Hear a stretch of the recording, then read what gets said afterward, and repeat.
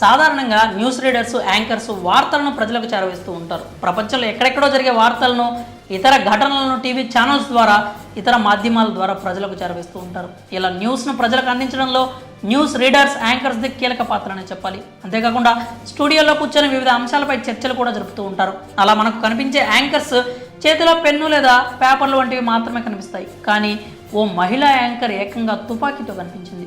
Pen పెట్టుకోవాల్సిన anchor gun పట్టుకురావడంపై social మీడియాలో viral అవుతూ ఉంది. దీనికి కారణం లేకపోలేదు. ప్రస్తుతం ఇజ్రాయెల్కి, హమాస్కి మధ్య యుద్ధం జరుగుతున్న సంగతి తెలిసింది. కొన్ని నెలల నుంచి ఈ యుద్ధం భీకరంగా కొనసాగుతోంది.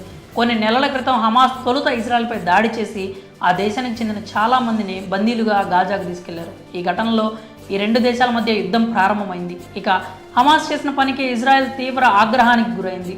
నేటికి గాజాపై ఇజ్రాయెల్ సైన్యం విరుచుకుపడుతూ ఉంది.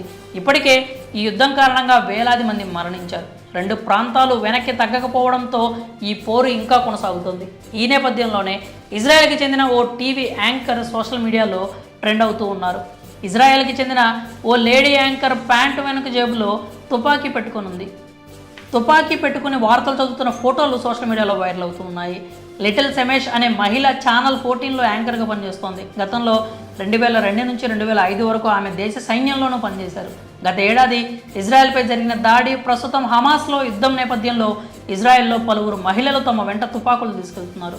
ఎక్కడైనా ఉగ్రవాదులు తమపై దాడి చేస్తే ఆత్మరక్షణ కోసమని చెప్పి ఇజ్రాయెల్ మహిళలు గన్స్ను తమ వెంట క్యారీ చేస్తున్నారు. ఇదే తరహాలో లిటిల్ కూడా తుపాకీ వెంట ఉంచుకున్నట్లు తెలుస్తోంది. ఇదిలా ఉంటే ఇటీవల కాలంలో గన్ కల్చర్ బాగా పెరిగిపోయింది.